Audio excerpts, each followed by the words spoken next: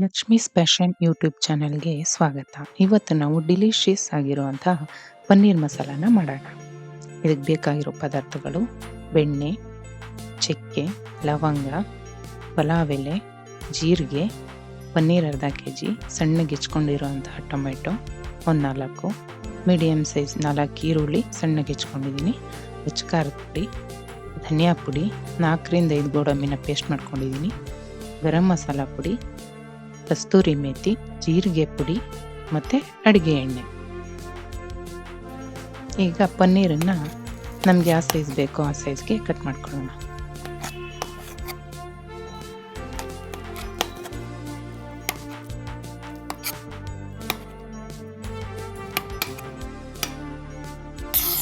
Paneer cut ಮಾಡ್ಕೊಂಡಾಯಿತು. ಈಗ stove ಹಚ್ಕೊಂಡು ಬಾಣಲಿ ಇಟ್ಟು ಅದಕ್ಕೆ ಒಂದು 50 ಗ್ರಾಮ್ ಅಷ್ಟು ಅಡುಗೆ ಎಣ್ಣೆ ಹಾಕ್ಕೊಳ್ಳೋಣ. ನಾನೀಗ ಕೊಬ್ಬರಿ ಎಣ್ಣೆ ತೊಗೊಂಡಿದ್ದೀನಿ. ನೀವು ಯಾವುದು ಉಪಯೋಗಿಸ್ತೀರೋ ಆ ಎಣ್ಣೆನ ಬಳಸ್ಕೊಳ್ಳಿ. ಎಣ್ಣೆ ಕಾದ್ಮೇಲೆ ಪನ್ನೀರನ್ನ ಕಟ್ ಮಾಡಿರೋಂಥ ಪನ್ನೀರನ್ನ ಹಾಕ್ತಾಯಿದ್ದೀನಿ. ಒಂದು 5ರಿಂದ 10 ನಿಮಿಷ ಪನ್ನೀರನ್ನು ಬಾಡಿಸ್ಕೊಳ್ಳೋಣ ಎಣ್ಣೆಗೆ.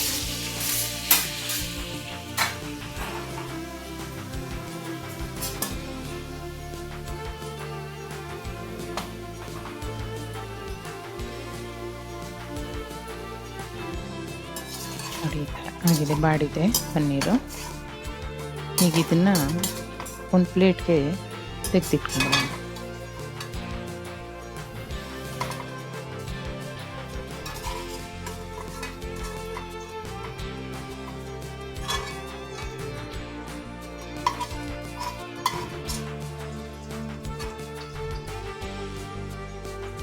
ಇದೇ ಬಾಣಲಿಗೆ 50 ಗ್ರಾಮ್ ಅಷ್ಟು ಬೆಣ್ಣೆ ಹಾಕ್ತಾಯಿದ್ದೀನಿ. ಬೆಣ್ಣೆ ಕರಗಿ ಸ್ವಲ್ಪ ಕಾದ್ಮೇಲೆ ಮಸಾಲೆ ಪದಾರ್ಥ ಹಾಕ್ಕೊಳ್ಳೋಣ. 1 ಇಂಚು ಚಕ್ಕೆ, 4ರಿಂದ 5 ಲವಂಗ, 1 ಪಲಾವ್ ಎಲೆ, 1 ಸ್ಪೂನ್ ಜೀರಿಗೆ ಫ್ರೈ ಮಾಡ್ಕೊಳ್ಳೋಣ. ಈಗ 1 ಸ್ಪೂನು ಕಸ್ತೂರಿ ಮೇಥಿ ಹಾಕ್ತಾಯಿದ್ದೀನಿ. ಇದನ್ನು ಹಾಗೆ ಸ್ವಲ್ಪ ಬಾಡಿಸ್ಕೊಳ್ಳೋಣ. ಈಗ 4ರಿಂದ 5 ಈರುಳ್ಳಿನ ಸಣ್ಣಗೆ ಹೆಚ್ಕೊಂಡಿರೋದನ್ನು ಹಾಕಿ ಫ್ರೈ ಮಾಡೋಣ. ಲೈಟ್ ಗೋಲ್ಡ್ ಕಲರ್ ಬರೋವರೆಗೂ ಫ್ರೈ ಮಾಡ್ಕೊಳ್ಳೋಣ.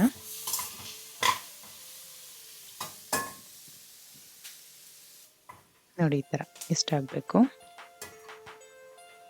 ಈಗ ಇದಕ್ಕೆ 1 ಸ್ಪೂನು ಖಾರದ ಪುಡಿ ಹಾಕ್ತಾಯಿದ್ದೀನಿ.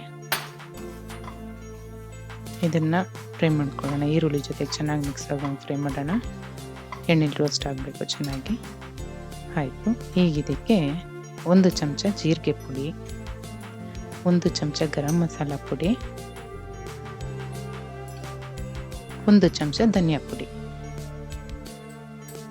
ಇಷ್ಟನ್ನು ಹಾಕ್ಕೊಂಡು ಮಿಕ್ಸ್ ಮಾಡಿ ಫ್ರೈ ಮಾಡ್ತಾಯಿದ್ದೀನಿ. ಮೀಡಿಯಮ್ ಉರಿಲೇ ಮಾಡಿ ಇದನ್ನೆಲ್ಲ. ಈಗ ಸಣ್ಣಗೆ 4ರಿಂದ 5 ಟೊಮೊಟೊ ಹಚ್ಕೊಂಡಿದ್ನಲ್ಲ ಅದನ್ನು ಹಾಕಿ ಮಸಾಲೆ ಜೊತೆಗೆ ಚೆನ್ನಾಗಿ ಮಿಕ್ಸ್ ಮಾಡಿಕೊಂಡು ಬೇಯಿಸ್ತಾ ಇದ್ದೀನಿ. ಈಗ ಇದಕ್ಕೆ ಒಂದು ಸ್ವಲ್ಪ ಉಪ್ಪು ಹಾಕೋಣ. ಟೊಮೊಟೊ ಬೇಯಬೇಕಲ್ಲ, ಉಪ್ಪು ಹಾಕಿ ಮಿಕ್ಸ್ ಮಾಡಿ ಲಿಡ್ ಮುಚ್ಚಿಬಿಟ್ಟು ಬೇಯಿಸೋಣ.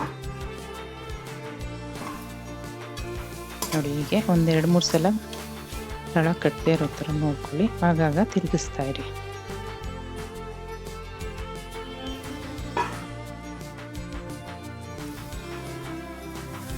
ನೋಡಿ, ಈಗ ಟೊಮೊಟೊ ಎಲ್ಲ ಬೆಂದಿದೆ. ಈಗ ಇದಕ್ಕೆ ಅರ್ಧ ಗ್ಲಾಸಷ್ಟು ನೀರು ಹಾಕ್ತಾಯಿದ್ದೀನಿ.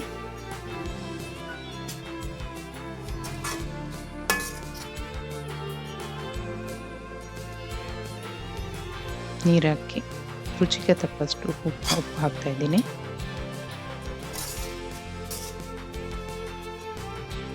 ಈಗ ಎಣ್ಣೆಲಿ ಬಾಡಿಸ್ಕೊಂಡಿದ್ವಲ್ಲ ಪನ್ನೀರು, ಅದನ್ನು ಹಾಕ್ತಾಯಿದ್ದೀನಿ. ಅದನ್ನು ಹಾಕಿ ಮಸಾಲೆ ಜೊತೆಗೆಲ್ಲ ಕ್ಲೀನಾಗಿ ಮಿಕ್ಸ್ ಮಾಡಿಕೊಂಡು ಒಂದು 5ರಿಂದ 10 ನಿಮಿಷ ಬೇಯಕ್ಕೆ ಬಿಡೋಣ.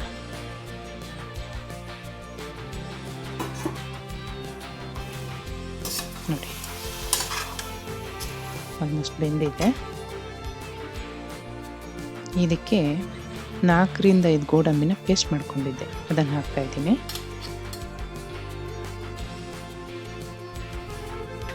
ಅದನ್ನು ಹಾಕಿ ಕ್ಲೀನಾಗಿ ಮಿಕ್ಸ್ ಮಾಡಿಕೊಂಡು, ಗೋಡಂಬಿ ಪೇಸ್ಟು ತುಂಬ ರುಚಿ ಕೊಡುತ್ತೆ ಚೆನ್ನಾಗಿ. ಇದು ಮುಚ್ಚಿಟ್ಟು ಬೇಯಕ್ಕೆ ಬಿಡೋಣ, ಎಣ್ಣೆ ಬಿಡೋವರೆಗೂ. ನೋಡಿ ಚೆನ್ನಾಗಿ ಎಣ್ಣೆ ಬಿಟ್ಟಿದೆ, ಚೆನ್ನಾಗಿ ಮಸಾಲೆ ಫುಲ್ಲು ರೆಡಿ ಆಯಿತು.